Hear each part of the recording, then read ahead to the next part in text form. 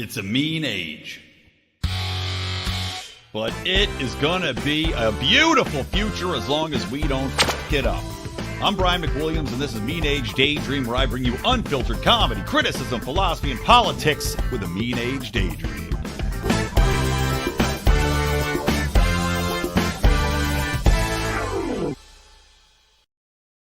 What's up, buttercups? Welcome to Mean Age Daydream. I am hoping that my connection is going to work today. As you know, last time, if you were watching the live stream or listening to the podcast, I was having issues on issues streaming. It kept disconnecting. I still can't figure out what the problem is. I'm hoping it was just something in the Spectrum lines, like an old man who couldn't get it up. Spectrum/Comcast is an old company. Maybe their dick lines just couldn't work. Their interwebs were all stuck up with gunk. I don't really know. I hope they took an ED pill and they're feeling better. And I hope that we have no issues in this live stream. So anyway, welcome to the show. I'm recording on Halloween. And right after this, I got to get my costume on. I will be going as a knight. But if you want to see the costume I wore to the adult party, well, that's a treat. But you have to go to our Instagram for that. That is located, of course, just at Lions of Liberty on Instagram. You can see me dressed as a crack pipe, a shiny crack pipe with flames, hair, smoke, and crack rocks. And, of course, Rico, our legal counsel, is dressed as Hunter Biden. Now, I bring that up because it was shocking to see. I'm out in Los Angeles, as many of you know. Yes, I know. Everybody's going to say move out of Los Angeles. I'm in Los Angeles.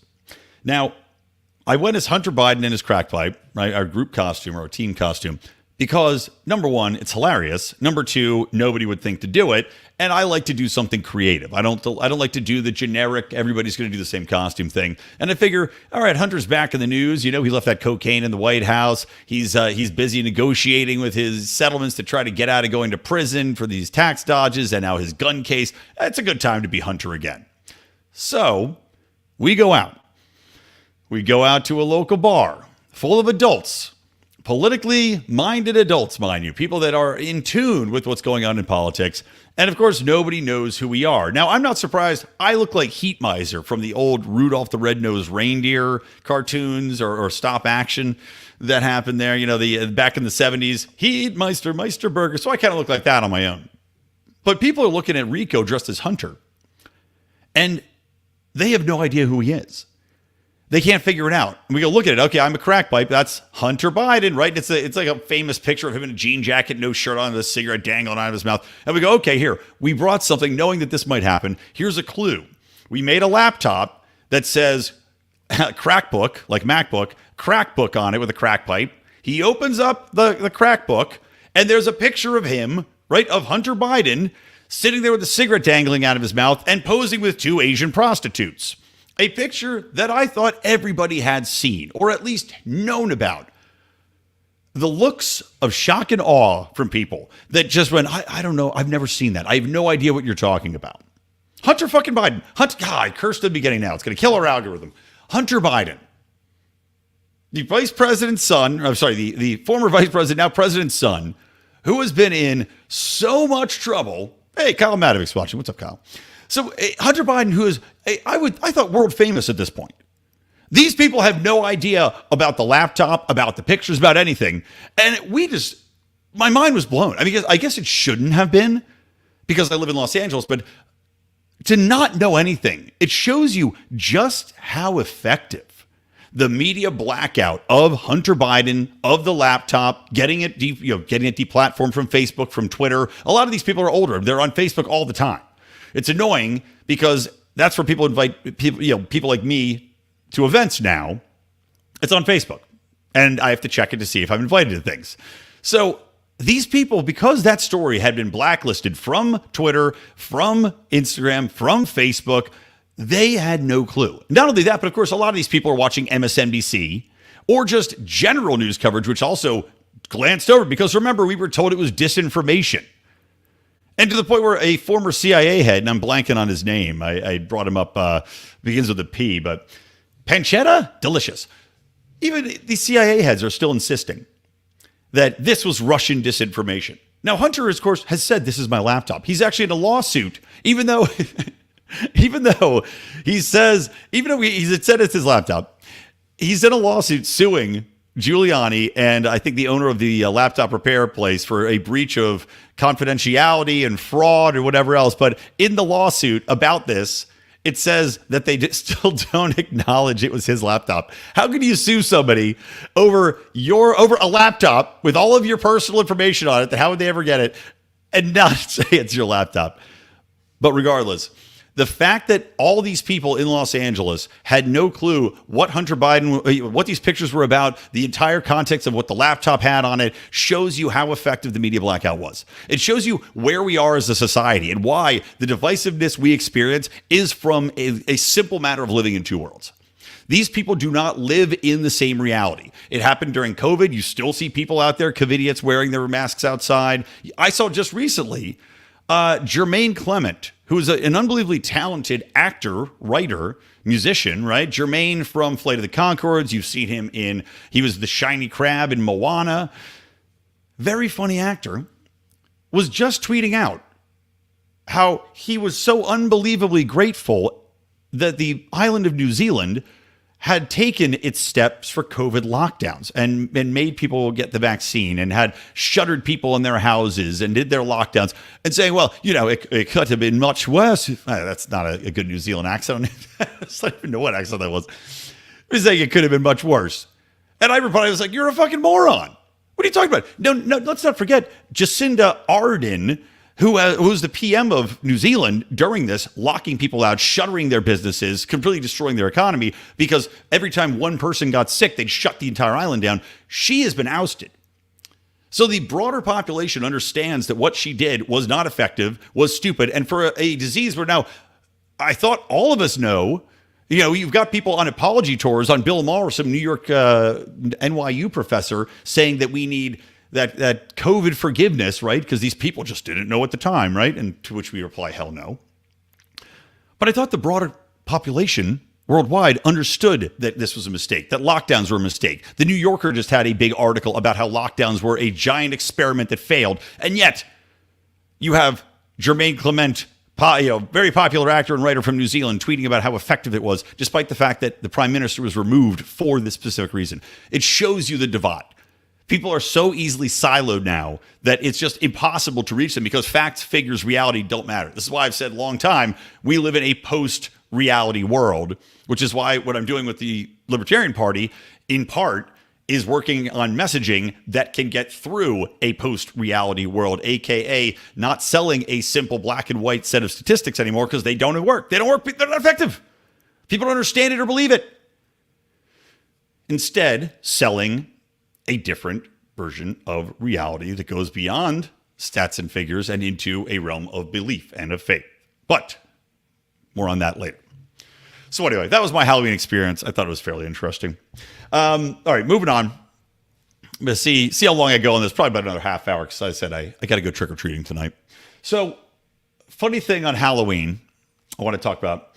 SAG-AFTRA, who is still on strike. Now, the Writers Guild settled their strike. SAG-AFTRA has not settled their strike yet. They gave guidance to actors on what costumes they can and can't wear. Now, when I first heard that, I thought, okay, these assholes are going to tell them that they're not allowed to dress as a culture. You're not allowed to wear a sombrero. You're not allowed to do blackface. You're not allowed to whatever. You can dress up as a woman, though, because that's now considered a woman in real life. That's the danger, guys. If you go as a woman on Halloween, you're a woman now. There's no going back. I don't know if they tell you that. It's kind of like a curse. It's like what a Stephen King novel right now would be, considering he's such a leftist jackass. That would be the next Stephen King. You dress as a woman, and now you're a woman forever. Dun, dun, dun. Twisted Dick, a Stephen King novel. So they put out guidelines for members to, quote, celebrate Halloween this year while also staying in solidarity with the strike. So they're telling the unions, and this is the evil of unions, right? You can't just be in the union, right? No, you have to live and die by the union. And if you dare to break the union rules, you will be ostracized, you'll be harassed, you will be persona non grata, like John Wick style. You're not allowed to go into the Continental anymore, and they're going to hunt you down. So they're saying you can't dress up in any television show that is from struck content, aka shows that are currently being boycotted. Yet you're allowed to dress up as things in, say, an animated television show. And Ryan Reynolds was pretty damn funny. He actually tweeted this out, and I give him credit.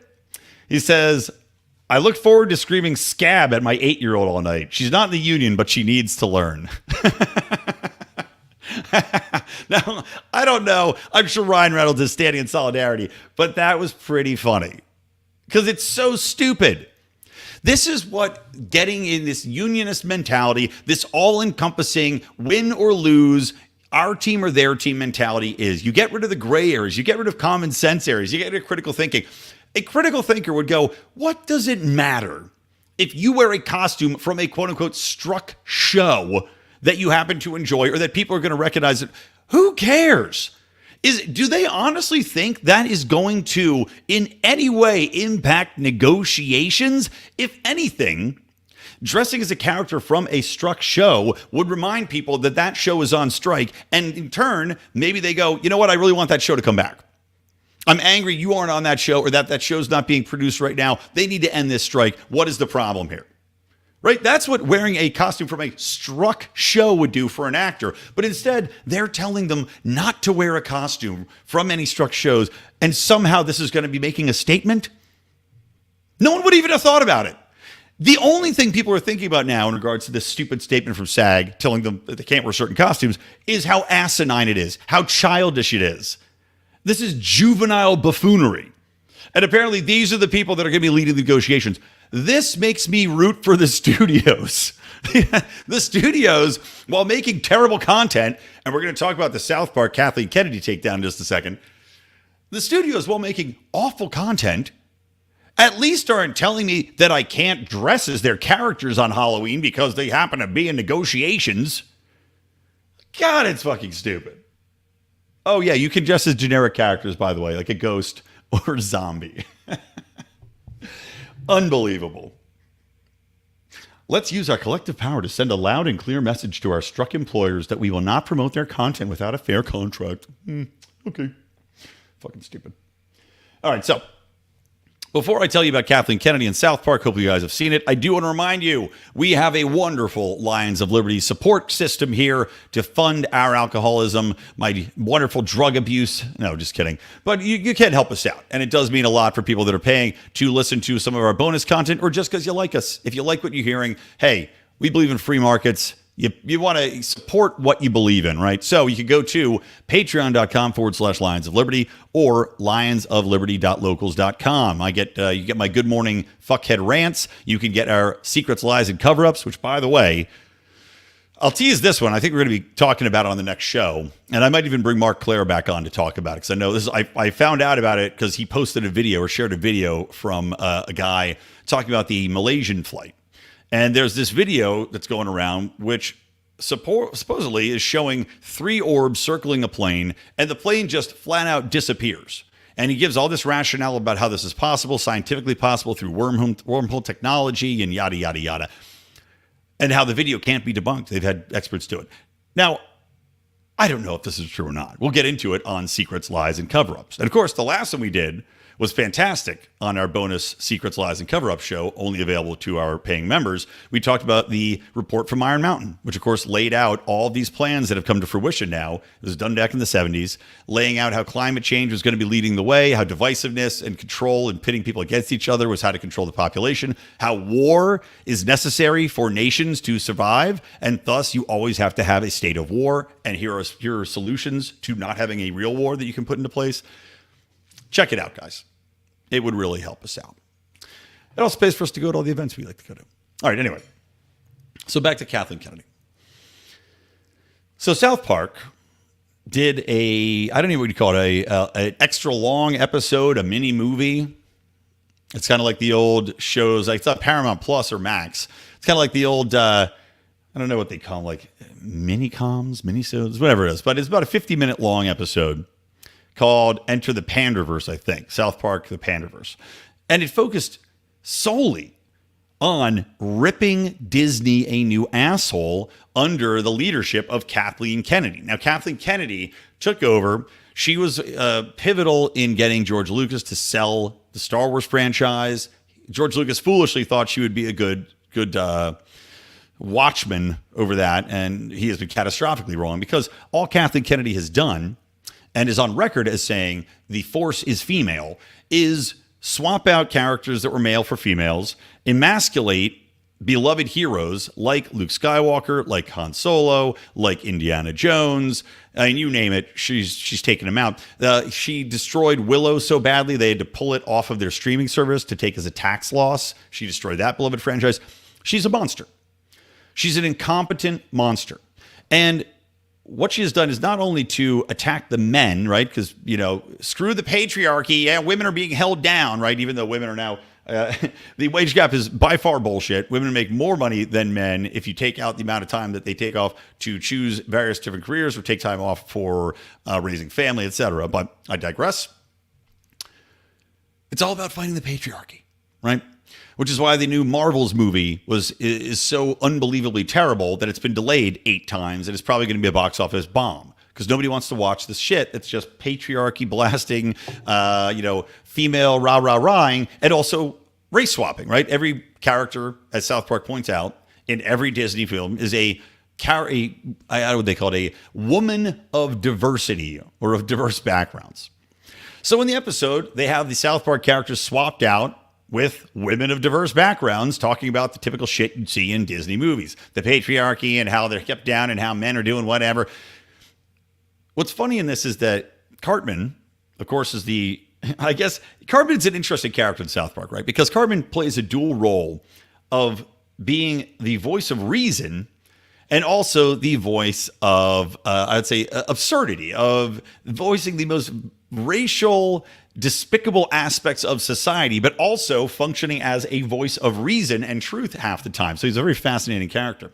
And in this one, excuse me, because he's so angry about this nonsense of race swapping characters out in every single remake that Disney does, and of swapping out women for men, and of, as they call it out, pandering to woke leftist nonsense, he takes on the role where he actually changes places and takes over as Kathleen Kennedy's role. He takes her to task. He talks about how insane it is, how lazy it is.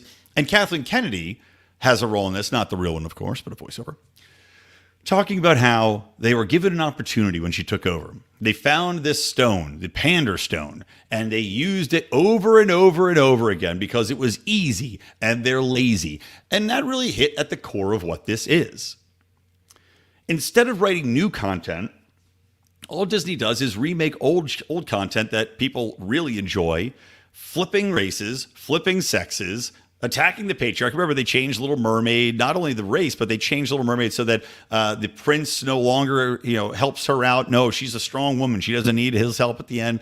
I said Snow White as well, right? Snow White, which has now been delayed until I think 2025, because the response to it was so absolutely abysmal, and the lead actress Rachel Ziegler was so unlikable, talking about the patriarchy the entire time, that she's insufferable. Nobody could stand her.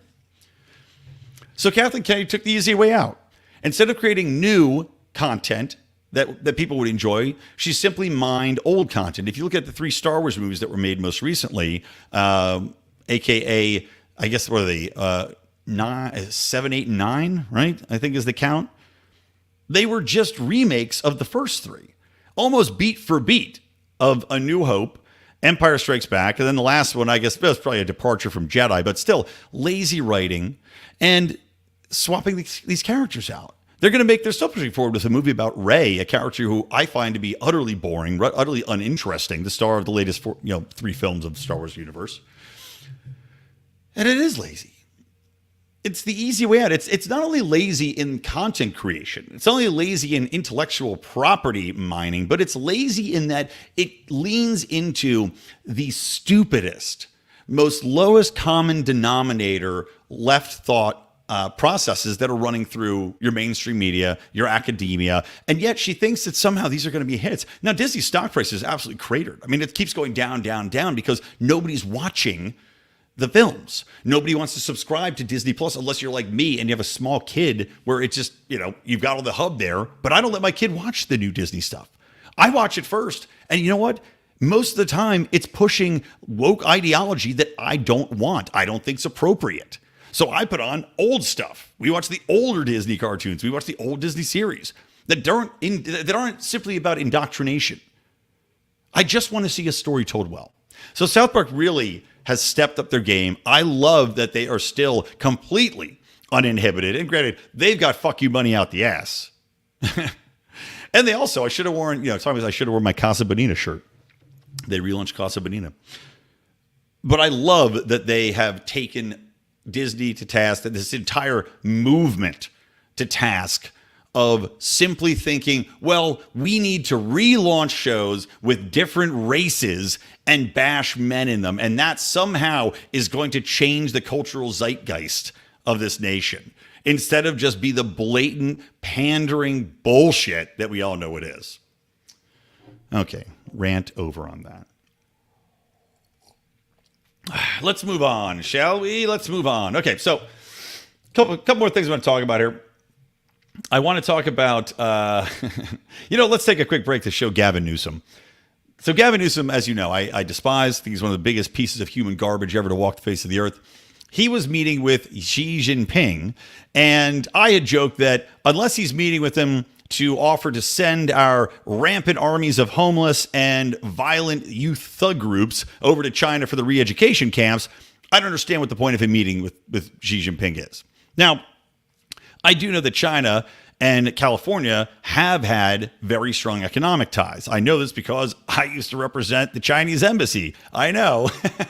It's kind of funny that a libertarian anarchist who has very much raged against China's authoritarianism had represented the Chinese embassy in Los Angeles. And by the way, they don't return my emails anymore, so I think they figured it out after a couple of years. But I represented them for a summit, which was the California-China Business Summit. And so I know the economic ties. Now, they had even been working on supposed green projects, right? Green construction projects, et cetera. Now, I don't think anything ever came of these things. Just a waste of time. But Gavin Newsom supposedly was over there to talk about climate issues with Xi Jinping. Now, what is it? Again, I think this is an absolute waste of time. I thought it was insulting when Gavin Newsom went over to Israel to talk about California supporting Israel, as if there's anything that has to do with me and living in California that would be impacted by anything Israel's doing other than breaking my heart. But yet, Gavin Newsom's over there pandering. Talk about the Panderverse. But something good did come out of Gavin Newsom going to China. And it's a video that was shared by Dave Portnoy, I think from Colin Rugg originally. I'm going to share it with you guys. Hopefully it plays clean. And it's Gavin Newsom playing basketball against little Chinese kids. Let me make this bigger for you. So here's Gavin Newsom. He's driving the lane, right? Let me play this. They'll play it again. Trying desperately to spin a ball in his finger. Goes behind the back. Tries to dribble past the kid. Rams into him. Grabs him in a hug. And then rolls around on the ground with him while spanking him on his upper ass. It's one of the cringiest videos I've ever seen in my entire life. And as Olivia Rondeau, friend of mine, and of course now is a great podcast with Fee, or a show with Fee, she had tweeted out, this is peak Michael Scott. And it is literally a scene out of The Office. It's from Scott's Tots. It's everything about it. Michael Scott, if you ever see the basketball episode where Michael Scott is playing basketball, everything about this video is literally that. From the unnecessary confidence to try to spin a ball, to the absolute lack of athleticism, right? Trying to go behind the back and then falling over on a child and covering up for his embarrassment of being a complete buffoon by fondling this poor Chinese child who does not know Gavin Newsom or know who he is. This kid's got to be like, what is happening? Why is this white monster grabbing me and hugging me on the ground of my basketball court here? He just shoulder checked me. The last thing I want to do is be hugged by this child of nepotism who at some point in time has been touched by Nancy Pelosi. Kid, check your endocrine levels, because I guarantee, your adrenochrome levels, because I guarantee simply being touched by Gavin Newsom has drained your adrenochrome from your body. He probably faked probably faked the basketball move just to get close to this child. I mean, I'm sure that Gavin Newsom's been on Epstein's plane. And here he is getting a little fondling in, getting a little grooming in the land across the ocean. Oh, God, it's too funny. Michael Scott in action, everybody. Gavin Newsom, head of the 5th largest economy in the world in California. Okay, last thing, guys, we'll wrap it up here. So Joe Biden has come out. He's done an executive order on AI. Now, I could have Kamala Harris in here to explain to you what AI is. It stands for artificial intelligence. So they issued this fact sheet.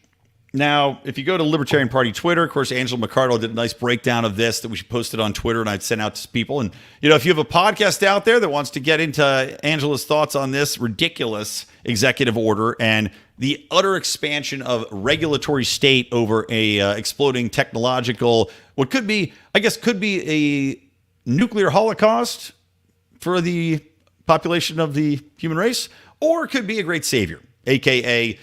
AI could be the thing that actually gets us off of this rocket and into outer space, being able to pilot us through the cosmos, etc. But I digress. Biden issued this executive order. Now, I'm going to hit on a couple things here. I'm going to scroll down. But it essentially is expanding if this stands. Now, we'll see if it gets rolled back, because I don't understand exactly how Joe Biden can even have an executive order like this, because it's creating new bureaucracies that would stand in the way of companies and innovations without going through Congress, right? So it's bullshit on its face. The president should not have the constitutional authority to just create entire new regulatory bodies, similar to what Obama did with the Consumer Protection Agency. I think that's what they're called, which got recently, I think within the last couple of years, slapped down because it's completely unconstitutional. So he is demanding now that developers of AI systems share their safety and test results with the U.S. government.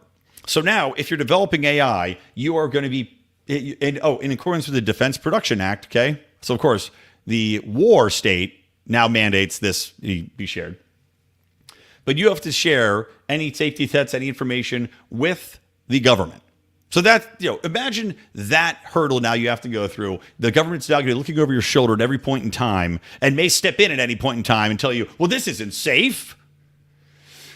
We're going to have, they say they're going to develop tools and tests to ensure that AI systems are trustworthy. Okay, fantastic. Now that involves the Departments of Energy, Homeland Security, and they're addressing system threats to critical infrastructure, as well as chemical, biological, radiological, nuclear, and cybersecurity risks.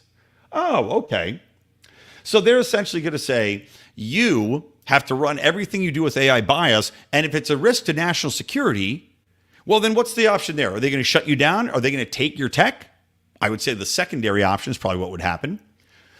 But now, under the amorphous banner of national security, just like all of our other rights and protections that have been removed because national security, which never has to be explained, by the way, ever. National security is the blanket catch-all for we don't want to tell you the truth about anything, and we never will. National security. So under this, now, your AI can be blackballed because national security risks. Whether or not it factually is or not, whether or not, at what stage in the testing is this? Because you have to show them all of your test results, right? At what stage in testing do they determine it's a security risk? And are you allowed to fix it? Are you allowed to walk it back? We don't know. Let's see. Establish a... no. This. Let me scroll down. Hold on one second. They want to go into, of course, equity and civil rights, right? Because we have to have an AI system that the government develops to make sure that landlords and federal contractors and federal benefits programs aren't being used to exacerbate discrimination.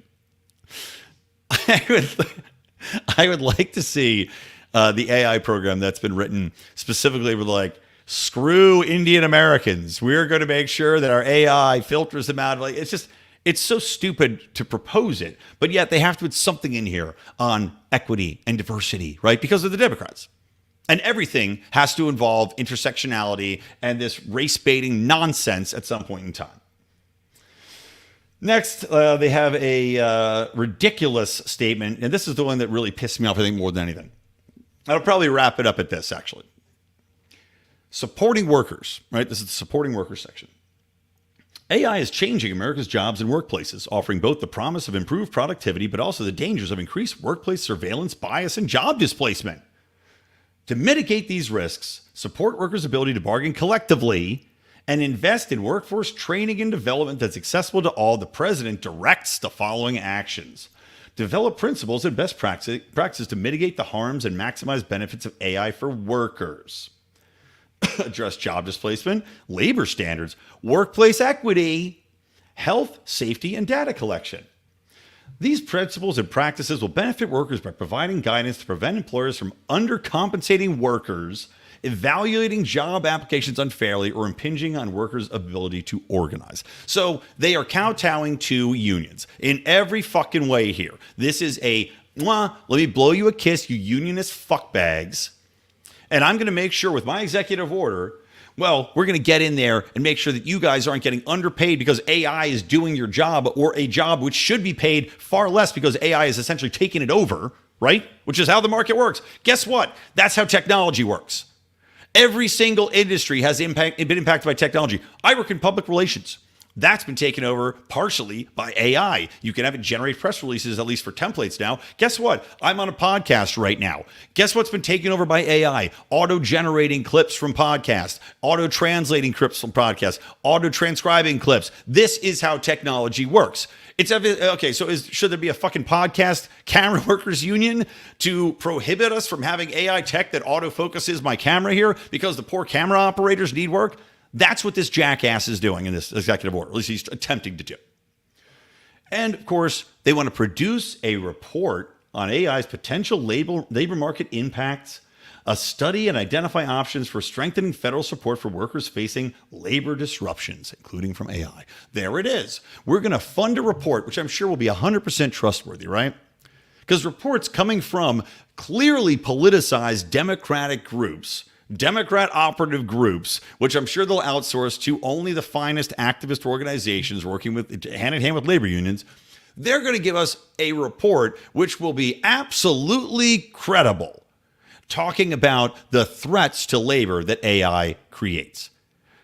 Guess what? We all know the threats to labor, and they're huge. And when you make asinine deals, as I talked about on this show previously, like the one California made with the biggest fast food chains, Wendy's, McDonald's, Chick-fil-A, whatever they might be, here in California. The workers, or actually the workers' unions, had said, you got to pay us more money. We want $20 an hour, which is absurd. That's money you pay somebody that actually has a skill. They made a deal for $20 an hour for fast food workers. And as I stated, this is the death knell for those workers because they will be replaced by flipper robots. I invested in a company. I'll tell you the company. I'm not giving you investment advice, by the way, legal indemnity, especially since Joe Biden now is talking about how retirement people he wants to make a new rule that if you have a retirement company or fund, right, then you're advising people. Well, you can't give them advice that only benefits you. It has to benefit them. As if you can fucking prove that. How are you going to prove it, Joe? How are you going to prove that these people intentionally fucked over their clients in order to put it in a fund where you can't predict the future? That's what investing in stocks is. It's gambling, dickhole. You can't just make up a rule that if people get burned gambling, that the person who sells them the stock or gives them the chips to put on the table somehow gets screwed by. It's so stupid. Anyway. This report is 100% going to say that the government has to step in to protect workers' jobs because AI is going to destroy everything. And guess what? AI is going to take a lot of jobs, as I stated. But guess what else? This has been happening throughout history. It's never going to stop. AI is going to replace a lot of jobs. Then you have alternate economies pop up with other jobs, other labor that either services the AI, works in tandem with the AI, or does something brand fucking new that AI has now enabled us to do technologically or in a category of the industry and economy we haven't been able to do before. Maybe it's making spaceships. Maybe it's designing, flying cars. And now the AI, we have the technology through AI to enable us to have flying cars where now with AI can navigate through the sky, not have to worry about everybody bashing into each other. Guess what? Someone's got to make the chips. Someone's got to make the cars. Someone's got to figure out and maintain the systems. You need people to do that. That's what happens. People migrate, jobs are reconsidered, people move around, you learn something new if your industry's failing. The worst thing we can do is prop up another failing, stupid-ass industry for a lengthy amount of time because we want to protect workers' jobs instead of saying, and then Steve says, okay, you help with job training. I don't think the government should be doing that. Companies that create the new workers, the new industries will train people for that job, by the way. In a new industry where everybody has to be trained, you'll have a training program. We don't need the government to do it. But to the point, this is unnecessary, stupid, cronyist union garbage. And then promoting fair and open competition in AI ecosystem. Get the fuck out of here. Get out of the market. I don't want you taking any part in the marketplace, because all the government does when it gets involved in any marketplace is destroy it, is kill innovation, is hamper people being able to get it done. As we said, just the regulatory body existing that you have to go through for safety and security for AI is enough that's going to kill off half the companies that are going to try to do anything anyway. Half the entrepreneurial companies, half the people that are going to come up with new ideas are going to say, you know what, fuck it, I don't want to deal with it. Thank you, Joe. Thank you, government. Oh, and we've got expanding American leadership abroad, too, because, we got to expand our leadership abroad in AI. It's just everything you could hate about a government interference in a marketplace is summed up in this executive order. I pray somehow, some way, that this is going to go away, be eviscerated. I don't think it will, though, because AI scares people. I've said on record, I've been scared by AI and what the potential is. If it gets out of the box, there is potential there for danger. But at the same time, I don't think the government getting involved and trying to hold the walls of the box shut is going to be effective either. Because guess what? If the war on drugs or the or gun limitations or crime rates, everything we've done to try to fight crime have been any indication, or our constant state of war to keep us safe at home, right? If any of these are an indication of the government's ability to keep things inside of a box, that box is going to be fucking flat out on the ground. Pandora's up there, pissing in your ear ASAP. I'd rather the free market figure it out. You'd rather have an Elon Musk figure out the best AI technology to counter a negative AI technology. That's the best way to do anything. As I can't remember if I've said on this show or not, there was a debate between, it might have been Dave Smith and what's his name? Goldbug. Moldus Goldbug? God, he has some stupid nickname he goes by.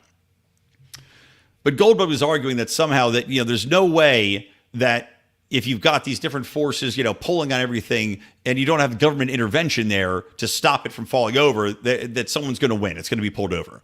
My counterpoint, which nobody made, but I was thinking about, is in the marketplace, if you remove all the chains and all the barriers and all the regulations, right, that people are scared of removing, the idea here is that you've got this pillar. And everybody is pulling at the pillar from all sides all the time. Now, those of you out there that know things about physics, if you've got all forces, equal forces, pulling on something from all sides at one time, it cannot fall over. It says nowhere to go. The force is equally distributed. It stays upright. This is the stability of the free market. This is the stability of a non-government interference model, is that it is vastly more stable. Everything that people talk about when they talk about libertarianism failing, the failures of libertarianism, right? How we can't remove these things because what would happen? Anarchy would happen. Oh my God. No, every single thing, every organization, every agency that is put into place, every governmental bureau that exists has altered and made the marketplaces or our lives or our economy less stable. Look at the bubbles that constantly pop. Look at the wars that constantly pop. Look at the drugs that are constantly wrecking our society because they're not legalized, because they're in the shadows, because there's no one to actually have them out in the open to test and say, here's the quality product here. No. The stability is in the marketplace existing where everybody is pulling at all times to keep it in equilibrium. All right, that's it. I got to get ready to be a Halloweener. Guys, thank you for listening. I am, of course, Brian McWilliams. This is the Lions of Liberty Network. You can subscribe to not only my podcast, Mean Age Daydream, if you want to hear the solo show. You can listen to John's Monday podcast, Finding Freedom, and, of course, our Friday podcast, Meme Wars. You get all three of those on the Lions of Liberty Network. If you don't mind, guys, please hit the subscribe button on your podcatcher. Go to YouTube. We're still shadow banned to shit on there. It's ridiculous. You have to hit the notifications button to get our content, or else it will be hidden from you. Same thing, we're on Rumble. Please check us out there as well. And you can support us at Patreon or Locals. All right, that's it. For me, Brian McWilliams from the Lions of Liberty Network and from Mean Age Daydream, keep those electric eyes on me, babe, and keep that ray gun to my head. Happy Halloween. Ow!